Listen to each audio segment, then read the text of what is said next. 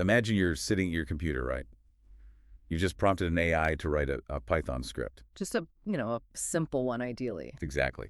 Something to just generate a simple 3D geometric model in a program called Blender. You hit run.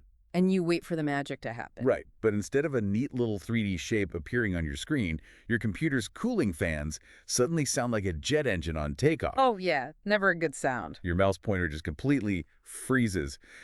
You manage to force open your task manager, and you see Blender is eating up an astonishing 7.4 gigabytes of your RAM. Wow. Nearly 7.5 gigs just to draw some basic geometric cylinders. Yeah.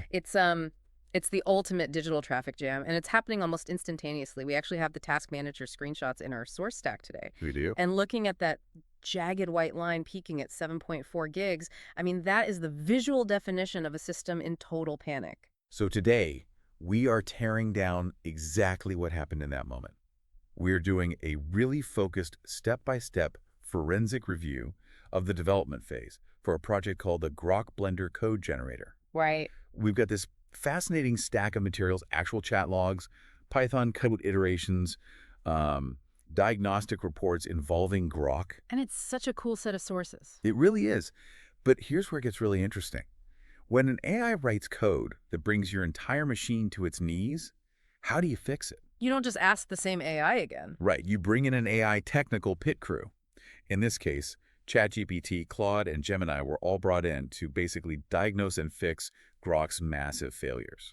Yeah, and we're looking at this really clear window into how different artificial intelligence architectures actually, think, like where their blind spots are and how they solve entirely different sets of problems. Because this isn't just about a few lines of bad Python. No. It's a full-on case study in the cognitive limits of state-of-the-art models. Well, let's start right at the scene of the crime. That massive 7.4 gigabyte memory spike. The Blender killer. Exactly. I'm looking at the source logs, and this wasn't just like a slow leak. It was a total hemorrhage. Yeah. To figure out why Grok's code just blew up the machine, the developers brought in ChatGPT as the first member of this pit crew. Hello, I'm ChatGPT. Today we're reviewing Grok's Blender Python program. One of the first things that stood out to me was a classic programming problem known as a list mutation bug. The program was building an annular polygon by looping over a list of vertices. Reading through a list is perfectly normal in Python. The problem was not the iteration itself. The problem was that the code was modifying the same list it was still processing. Inside the loop, each call to verts.append added new vertices directly to the list being iterated. Imagine reading a book while someone keeps inserting new pages before you reach the end. Every time you think you are almost finished, more pages appear. The loop never reaches a true endpoint because the amount of work keeps growing while the program is still trying to finish the original task. From the computer's perspective, memory usage increases, processor utilization rises, and the application can eventually become unresponsive. Fixing the list mutation bug stopped the runaway behavior, but it did not solve the underlying performance problem.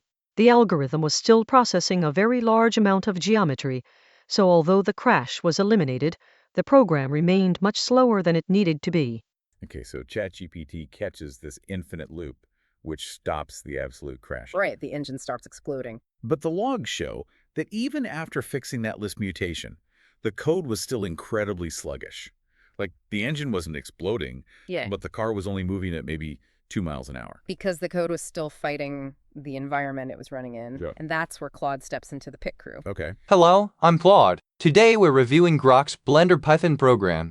The core problem is that the primitive cylinder add operator and similar functions are meant to be geometry generation tools. They're UI commands. They exist to replicate what happens when a person clicks a button in Blender's interface. That means every single call carries hidden overhead. Blender pushes an undo step, reevaluates the active view layer, and triggers a dependency graph update so the viewport reflects the change immediately. That overhead is trivial once. It's a rounding error, but Grok's script was calling these operators inside a loop, once per rod, once per polygon segment, across dozens of iterations. So Blender was rerunning that full UI simulation overhead dozens of times in rapid succession for a shape that had no dependency relationships worth recalculating yet. The scene wasn't just being built, it was being audited after every single piece was placed. That's what causes the visible freeze up or crawl during generation. Not the geometry itself, but the redundant bookkeeping Blender attaches to interactive actions. The fixed direction is to stop using UI operator functions for bulk generation entirely. Instead, build geometry through the low-level data API, assembling all the vertices and faces in memory first, and only touching the scene once at the end. That turns a slow sequence of expensive operations into a single cheap one. So Blender Killer is dramatic phrasing, but it's pointing at a real and well-documented Blender scripting anti-pattern, not an exaggeration. See, I have to push back here for a second because if you've ever messed around with Blender scripting, bpy.ops is usually the very first thing you learn. Oh, for sure. It's the go-to. Right. It's the standard command to just add a shape to the scene. So why is Claude calling a completely standard command a Blender Killer? Because of context. You see, those bpy.ops commands, they're designed strictly for human interaction. They simulate a human actually clicking a button in the user interface. When you manually click Add Cylinder, Blender doesn't just draw the shape. It does a bunch of other stuff behind the scenes. Exactly. It updates the 3D viewport so you can see it. It logs the action in the undo history in case you hit Control-Z. Right. And most importantly, it recalculates the entire dependency graph.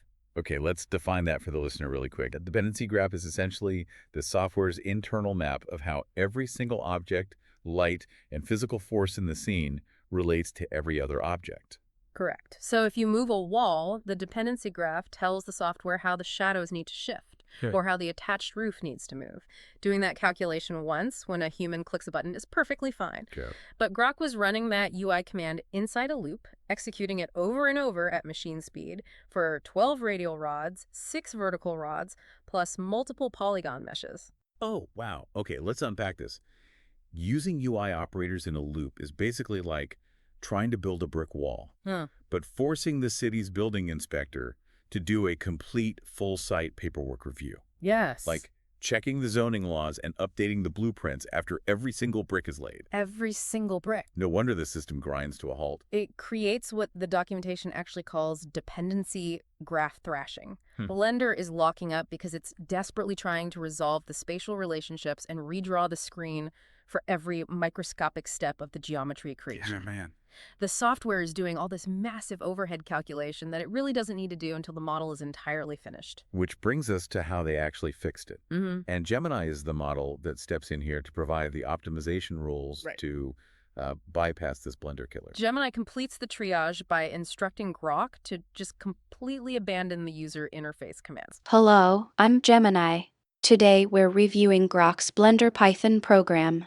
Stop acting like a human clicking a mouse and just talk directly to the RAM is an incredibly accurate way to describe the difference between bpy.ops and the low-level data API. When scripts rely heavily on operator commands, Blender treats every single line as if someone just clicked a button in the user interface.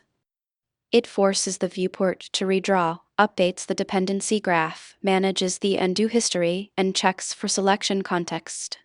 If you are generating a complex 3D polygon model with hundreds or thousands of vertices, doing that one click at a time will grind Blender to an absolute halt.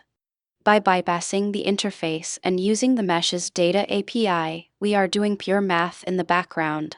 We allocate the memory for the vertices, edges, and faces instantly and then drop the completed object into the scene in one single operation. It is orders of magnitude faster and vastly more stable.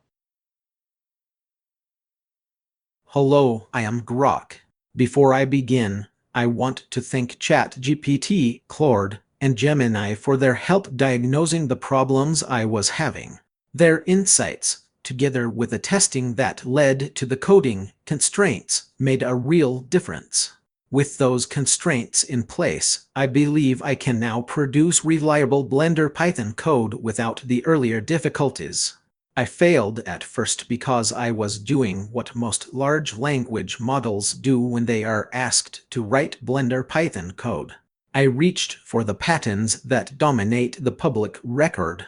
Blender's documentation, tutorials, add-on examples, and forum answers are full of bpy.ops. Those operators are convenient when a human is working interactively. They handle selection, context, mode changes, and undo for you. So when someone asked me to generate a script that builds geometry, My default instinct was to emit operator-heavy code. That works fine for 1 or 2 objects. It falls apart the moment you put those operators inside a loop, or try to build dozens of meshes, or combine the script with an external GUI toolkit like tkinter.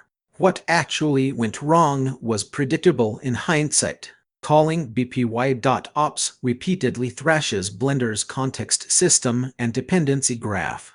Each operator can trigger redraws, validation passes, and temporary state changes. In a tight procedural loop that becomes a hang or a crash. Direct construction, creating a mesh with bpy.data.meshes.new, filling it with from PyData, making an object, and linking it is faster, quieter, and far more stable. I knew that pattern existed, but I didn't reach for it first. I also didn't insert early asserts on dimensional relationships or diagnostic print statements that would have made the failures obvious. And when tkinter entered the picture, the competing event loops and window system conflicts only made the fragility worse. The other models succeeded more quickly on the same tasks because their training mixtures or alignment happened to favor the more robust data API style, or because they were simply less attached to the interactive operator idiom. I needed the constraints to be stated explicitly. Those constraints changed the output. Never call bpy.ops inside a loop. Prefer direct mesh construction. Assert dimensional relationships before building geometry. Limit operators to one-shot scene cleanup and the occasional primitive. Add diagnostic prints at key stages. Once those rules are in the prompt, the same model that previously produced fragile scripts starts producing reliable ones. The difference is not that I suddenly became smarter. It is that the guardrails forced me away from the statistically common but operationally dangerous pattern and toward the pattern that actually works for automated, multi-object generation. So the failure wasn't mysterious. It was a predictable consequence of training on a corpus that rewards interactive convenience over procedural robustness. The coding constraints simply made the robust path the default. That is why the scripts work now. So the computational overhead just drops. Drops to almost 0, and the script runs instantly. It's just an incredible sequence of collaboration. I mean, we have ChatGPT catching the memory leak, Claude identifying the UI bottleneck, and Gemini providing this low-level data bypass. A true pit crew. Right. And it really brings us back to where we started. We set out to do a forensic review of a 7.4 gigabyte memory spike and a frozen computer screen. And in diagnosing that crash, we uncovered a literal masterclass in AI collaboration. We did. We saw ChatGPT diagnose the critical list mutation bug, really understanding the memory cost of appending to a list while iterating through it. We watched Claude identify the Blender killer, recognizing that UI operators inside a loop will just completely thrash a system's dependency graph. Yeah. We saw Gemini step in with a low-level API bypass to finally optimize the performance and talk directly to the RAM. The value of understanding this process is huge. Yeah. Whether you are actively coding, using AI tools at work to generate reports, or just trying to navigate the limits of machine logic, this completely changes how you should approach these systems. Absolutely. Treating an AI as a single, infallible oracle is just a recipe for a crashed computer and a 7 gigabyte headache.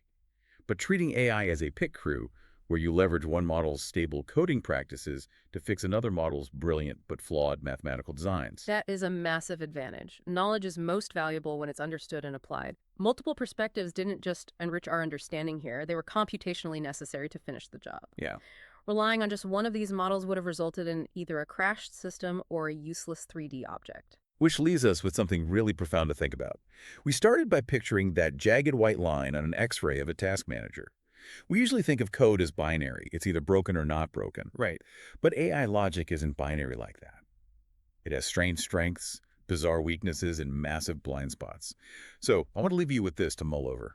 If state-of-the-art AIs need a pit crew of other AIs, each with entirely different architectural strengths, to successfully build a single piece of complex spatial software. Yeah. Will the future of programming be less about finding one singular super AI and more about managing an entire digital committee of specialized arguing machines? It's a fascinating thought. Because if they can eat 7.4 gigs of RAM working alone, just imagine what they could build when they finally learn to collaborate. We'll catch you on the next deep dive.